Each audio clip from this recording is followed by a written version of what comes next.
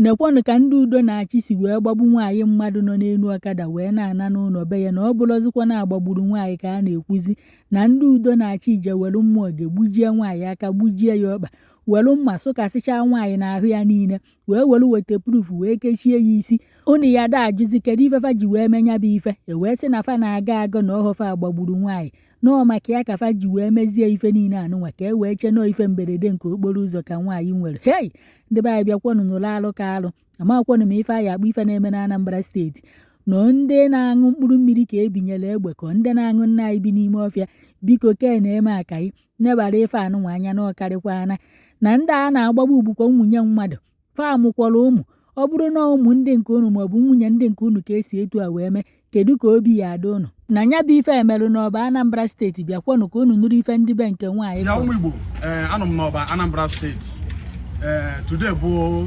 16 of May 2026 so yesterday bụ 15 of May 2026 o nwere ife mere n'Oba ndị udo ga-achị gbawuru one woman nọ na machine nọ n'elu ọkada ọ bụ na ịwọchi my previous video mụ na onye ọkada aha so gosi na ihe mere that praise so but ife mere nụ na-ewute m unu ga-emecha anụ ya n'ọnụ ndị mmemme interview unu ga-emecha anụkwa ya n'ọnụ the woman bụ na these people na-edeny na ọwụlụ ha bụ that woman.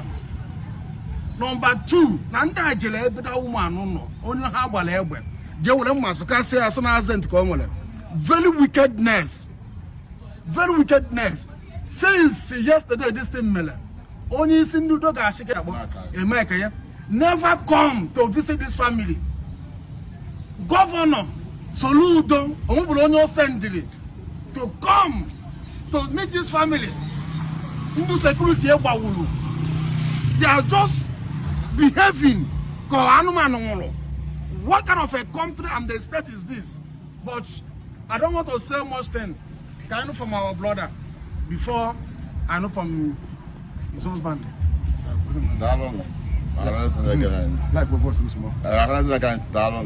Because yesterday afternoon around 3:30, got on the phone. So so rush, I got to mortuary, got to police station, I form her. I come back to the man house, put the man. I went go on can do dogage. Buying a lieutenant can do dogage. The dogage had to save life. He had to save life. I had a boom mad. I went what happened now, no one boom mad. I saw no one accident. I had the kidnappers, and the kidnappers in the police station.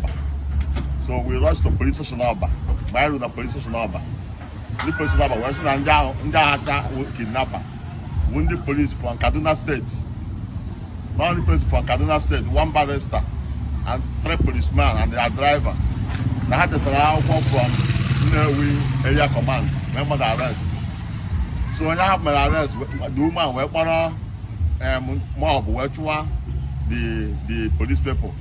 Along the line, in the Dogachi, where double cross Hanoba. From Echo here, however, to the woman won. However, put one with Papa also. Where she now about where by the way, me. We got here a mortuary. So let the Kaja, where by now do the gachi. We got Boromi bound to get the police station over.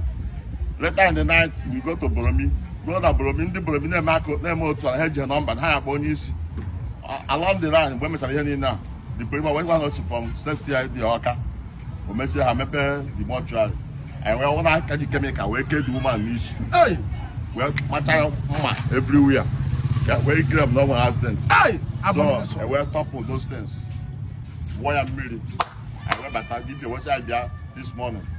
This morning I did by 10 o'clock. I think I am commissioner in order.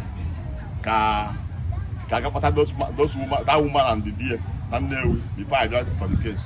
So now I back to go back to Oba again. Next week I will go on the station. Okay, Chele, I'm going to go that praise, because onye ọkada buye gwara m na mgbe o bude woman mgbe ọ nụrụ that egbe ọbịa the woman etie Jesus ọ sị ya ka ife ọwụ na ọ bụkwa na egbe ha gbara atụrụ na the ọka the other the powder metal ọka ogosiri nye yes ogosiri nye so the woman also was the woman to the thing the woman videos here that one machine and gbamu obu nwa n'ilu the machine obu nwa the woman sina school wakpata n'ilu motorcycle obarakada aba I have went that place so now so no bele egbe na azụ aba ka ha garuzi wele chemical wo the woman n'ilu and that kwado onye akada bụ ọbara yes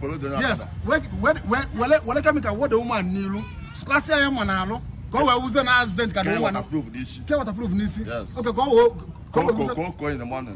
Coco in the morning. God wound accident. But I know about your wound. Can the wickedness be far? Okay, focus easy. Can you come? What's going to happen now? Come. Okay, I will tell you about Bonafa kechiri nwanya ihe n'isi. I see aka hakepuzi ihe ha kere nwanya na isi. So ha bịa kepie ihe a n'isi ọ bụ na chemical ka ha wunyere wuti ihe dịka blood wee kechie nwaanyị a n'isi mana ha nwere other people aka butere ọfọ nwụrụ anwụ n'ebe ahụ ha na-ekechikwa ihe n'isi so abịa tọhapụzie nwaanyị a ihe n'isi o nwere ebe onwe wound ilu ya niile ma ihe niile gbacha o nwere ebe onwe wound ndị ọzọ nọsikwa ebe o nwere ihe ya kechi ha n'isi dọna ọ bụ na ha gburu nwaanyị a mma n'ụkwụ sụọ ya n'afọ mana ebe a gbara nwaanyị egbe bụ na aka ebe a ka a gbara egbe so ha sụkwuo ya mma na afọ sụgbuo ya mma n'ụkwụ so wee fụsie ya so ndị polisi wee mechaa the video so anyị nwa wee nabazie so otu a ka anyị si wee fụ. Do you see what happened? Nwaanyị mmadụ ha gbara egbe ọ nwụọ now mgbe ha gbara egbe ọ nwụrụ fejezie were mma na-asụkasị nwaanyị mmadụ n'alụ wesị accident ka nwaanyị mmadụ nwere kedu ndị wickedness bụ ife a and anọ m na ndị polisi ahụ ha na-achụ gosi ife kaadị fa okay ndị polisi ahụ ha na-achụ ha gosiri ihe niile ndị polisi ahụ si Kaduna jere na police station Nnewi wee nye ọda na ha na-abịa akpụrụ mmadụ so ihe ọrụ ha bịara agbụrụ ọrụ ọjọọ now and ndị polisi ahụ gosi ife their this thing but why ha ji wee ze mmasị kasị nwaanyị mmadụ na-alụ and you want everybody to keep silent and since then Anambra State governor won't be open about this and all the security men the only single dogashi never call these people come and do that thing just one mmadụ ozu nwụrụ anwụ igburu from our bakasi mortuary disipamana mortuary and the Bromian hospital and those Bromian that mortuary those people that alomana ka for the mortuary okay Bromian mortuary okay Bromian hospital no nature ka odo no nature that alomana God will judge all of you one by one this evil name this hospital God will judge all of you one by one. Look at what happened. Since then, government need to call them. So, if I be from I got a from his husband. In fact, I'm not happy.